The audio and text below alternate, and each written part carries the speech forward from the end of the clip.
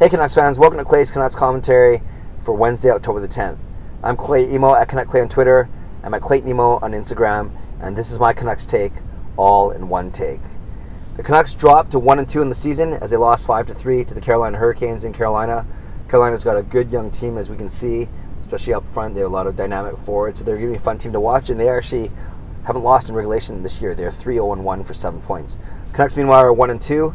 And in their 3 wins, they have amassed 12 goals, which is pretty darn exciting. You think with 4 goals a game that you should at least be 500, but the problem is they've given up 14 goals. Yes, 2 of them are empty netters, but still they have been outscored 14-12 in those 3 games. They've been outshot, they've been outchanced. I don't think they've crested over 30 shots a goal yet this season.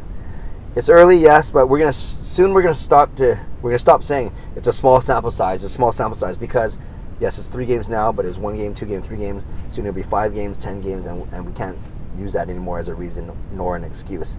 So speaking of small sample size, though, and changes, Brock Boeser got his first point of the season. It was an assist, so maybe that will do well for his confidence. Yes, I know I'm the guy who made a What's Wrong with Brock Boeser video last week, but that was more for discussion purposes, as I mentioned. I truly am not worried.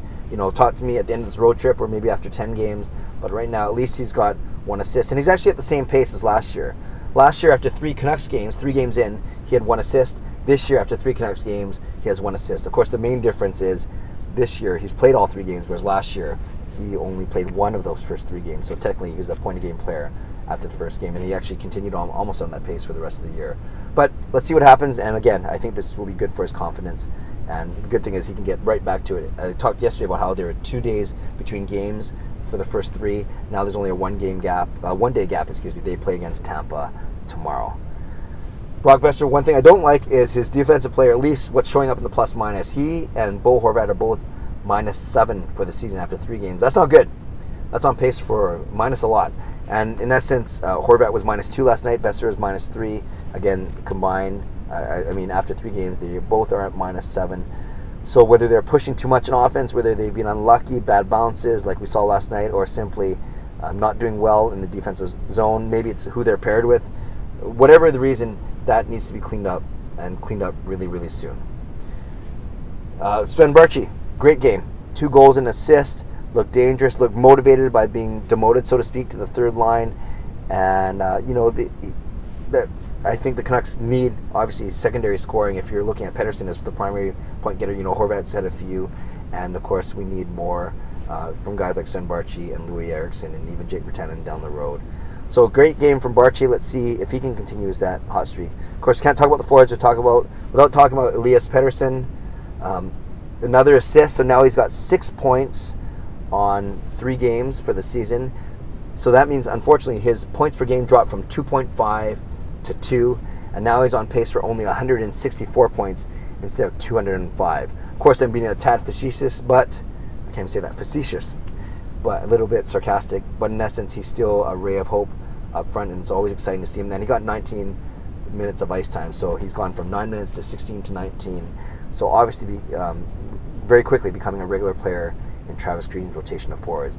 So Pettersson didn't do anything crazy special, nothing highlight reel last night, but still, like all good players, found a way to get on the score sheet. And again, he's got 6 points in just 3 games. Another thing about Pettersson, I put a poll on Twitter. Obviously, we're all very impressed. I'm very impressed. And I basically said, I said this: what's the most impressive part about Pettersson's game? And I kind of made a caveat. I said you can't say all of the above, or you can't say his vision or his hockey IQ or his hockey sense, because they're kind of incorporated in all 4 of these. So I basically have 4 options: his shooting, his passing, his work ethic and his hustle, and his stick handling. So again, shooting, passing, work ethic, hustle, and his stick handling. 4 options, got over almost 350 votes, and it was interesting. Shooting got 21%, passing got 11%, and work ethic and hustle got 34%, and stick handling got 34%. So the last 2 were tied at 34%. That's work ethic and hustle, and his stick handling. And actually, if you add shooting and passing, 21 and 11, that gets to 33%. So it's basically a third. Shooting, passing, work ethic and hustle, and stick handling. The stick handling we've seen, that's why he's called, do your deeks, bro, or Deaky Pete, or whatever whatever nickname we want to give him, but we've seen that right from the start, his stick handling and how quick he is with his hands. His work ethic and hustle, we've talked about a lot, just the way on offense and especially on defense, we see him being the first man, the first forward back checking, tracking guys down, hounding the puck, whatever it may be, causing turnovers. And then I'd say the last two were shooting over passing, 21 to 11%. His shooting, I think we're impressed by his wrist shot, his snap shot, his slap shot, his one-timer, the way he can get open. And his passing, still good. We saw that pass to Horvat 2 games ago. He has 3 goals, 3 assists, so he's equally as good, at least from a stats perspective. But maybe his passing, I don't want to say overlooked. It's still very good, but maybe the shooting and certainly stick handling and the hustle is more noticeable, or at least it stands out a little more. So that's with Pettersson. Let's keep, hopefully he can keep on going with his good play. Let's end this video off by talking about the back end now. The defense. Oh, these guys are hurting. You got Edler and Tanev, of course. They're solid enough. And Travis Green even said before the game yesterday that on his left side, the one he really only trusts is Edler. He basically said that, in essence, calling out and challenging the rest of the left side. That would be Ben Hutton, that would be Michael Delzato, and that would be Derek Pouliot, who can actually play both sides. On the right side, Stetcher played okay, and then Goodbranson struggled a lot of trouble with his exits out of his own end, some icing, some just chucking up the boards, some bad passing. It's tough. Anytime anyone's on the ice with him as a forward, you can't really expect to get the puck, or at least when you get it, it might not be in a good spot. It might be in your feet. So Travis Green and the coaching staff will have to figure out how to kind of shadow, hide, minimize some of those deficiencies in Goodbranson. So defense wasn't good, and of course that leads to goaltending. Jacob Markstrom led in another 5 goals yesterday, and the one thing I noticed about, well, 2 things I want to talk about. First one is letting in a goal in the first minute. It is so deflating. I don't care if you're playing in a roller hockey league like I do, or playing professional hockey. Whether it is or isn't your fault, a goal in the first minute is simply, demoralizing. The Canucks simply aren't good enough, aren't talented enough to be playing from behind, especially 1 minute in, on the road in any game. So it was within the first 15 seconds against Calgary earlier in the week, or on the weekend I should say, and now this one was within 45 seconds, and a really weak wrist shot.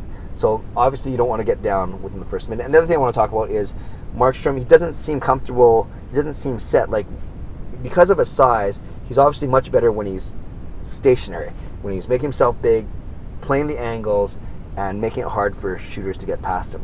When he's mobile, maybe because he's too slow or it's the way he moves, but I noticed on 3 of the 5 goals, the first goal, the second goal, and the 5th goal, Markstrom was moving right to left, and 2 of the pucks I think went past his right side. Especially the first goal, he was tracking left, and the puck actually passed him on the right. It looked really bad.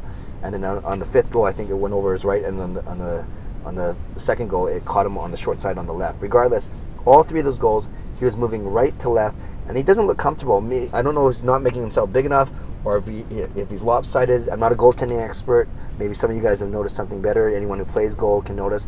But I do notice that once opponents get Markstrom moving, especially a quick pass to pass on the blue line, having him move from his right to his left and then putting the puck on net, you never know what's going to happen. So, I get that defense is a team effort, starting with the forwards, Boeser, Horvat, then the D-men, of course, and then, of course, the goaltender as a last line of defense.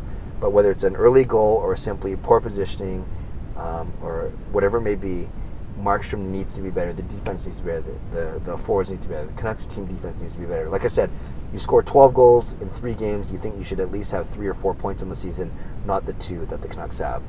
All right, Canucks fans, there we go. They prepare to play Tampa Bay tomorrow. It will be Tampa's 2nd game of the season. They've been sitting around basically since Saturday. So we'll see what happens tomorrow. But I'd love to hear what you thought of some of the things I touched on this video today. Talk about last night's 5-3 loss.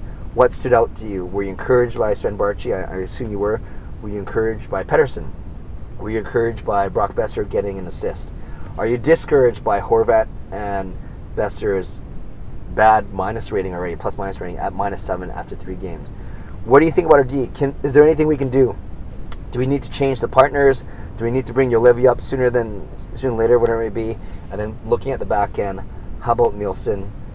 Does he get the start against Tampa? Is it about time? 1 out of every 4. This is the 4th game. Maybe he gets a start, he gets a look. And then Markstrom, what can we do? Is it a confidence thing, or am I reading too much into it, or are we in trouble? and I presume that you share my frustration about letting in early goals. You can talk about anything today. Potpourri, forwards, defense, goaltending, looking back at Carolina, looking ahead at Tampa, whatever you want to do what you want to do. Leave a comment below. I'd love to read, react, and reply as always. Subscribe to the channel if you haven't done so already. Give this video a like if you like what I'm doing. And have a great day, a day off, game day tomorrow. God bless, and go Canucks go.